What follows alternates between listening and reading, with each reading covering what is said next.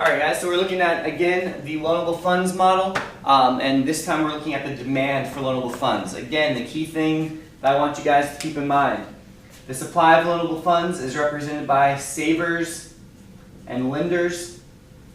The demand for loanable funds is represented by borrowers, those who want to take out loans. So when we talk about quantity of loanable funds, we're talking about one market in which everybody who is either borrowing or who is saving money, lending money, is brought together, and that establishes an equilibrium interest rate. I'm going to run off camera right quick and get a blue marker that I should have had, but I didn't. Alright, so I'm back. Let's do an increase in the demand for loanable funds. So this is saying, if you read increase in the demand for loanable funds, that means that more people are wanting to borrow money. Okay? So the question is, why are more people demanding money?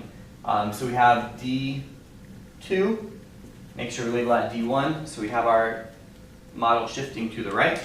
We have our new point of equilibrium, and what we notice as we are all drawing this, right, not just watching, being active participants in this, we see that our new interest rate is higher. So this has led to a higher interest rate. Try to make that into a better arrow, something like that. Our interest rate has gone up. So when we have an increase in the demand for loanable funds, more people want it, it causes interest rate to rise. Increase right, decrease left. I think we're pretty much proficient at that by now. So what would cause this to happen? Because remember, it's not a change in the interest rate. That would just cause a movement along. What's happening here, and I'll go ahead and do this, but like I've told you, quantity isn't really that important. It's the interest rate that matters.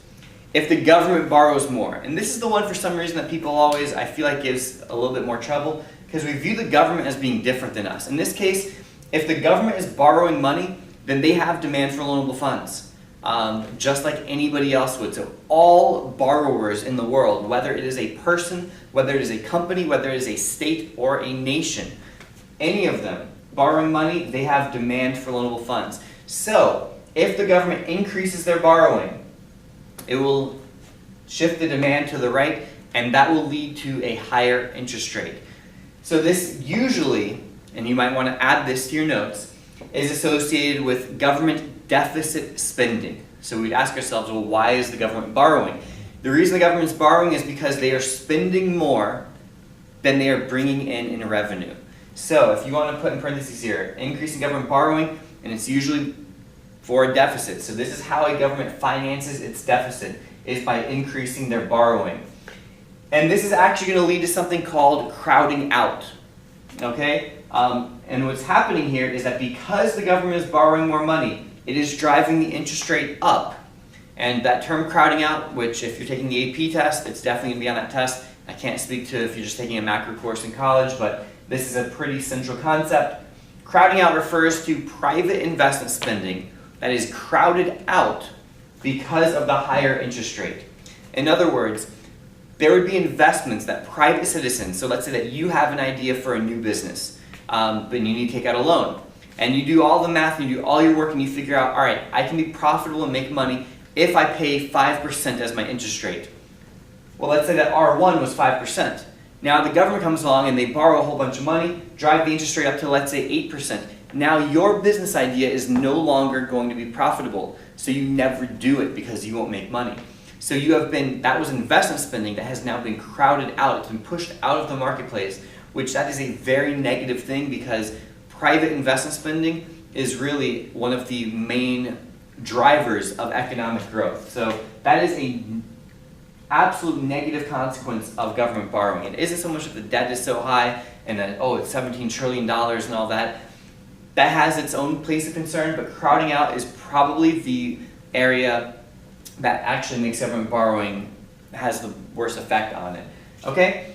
The other thing that would increase is perceived business opportunities. So now if you feel like you have a good opportunity, so you have a great idea because you see that a certain industry is popping up and you're like, hey, nobody's doing this, this would make a lot of money, so you're optimistic, you have where you believe you have good opportunities, you are more likely to take out a loan, so it would shift the demand to the right. Conversely, decreases in the demand for loanable funds will be shifting to the left, as you guys probably already figured. So as we draw this, we have DLF 1 and 2, and it's going to be where we have a lower interest rate. So if less people want loans, that's what we're saying here, right? Demand curve is represented by borrowers. So we are essentially telling you that there are less people borrowing. And our reasons are the same, just flipped around.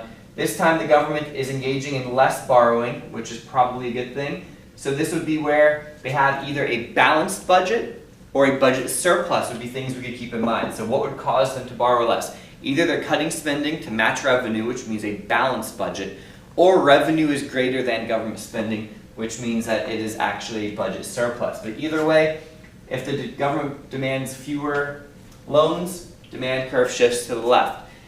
If we have fewer perceived business opportunities or we view them more negatively, we think that the economy is doing so badly we won't make money, then obviously we aren't going to take out loans, so the demand for loanable funds will shift to the left. So basically that's that. What we're going to get into very soon is now we have figured out two different ways to contribute, or to calculate I should say, an equilibrium interest rate.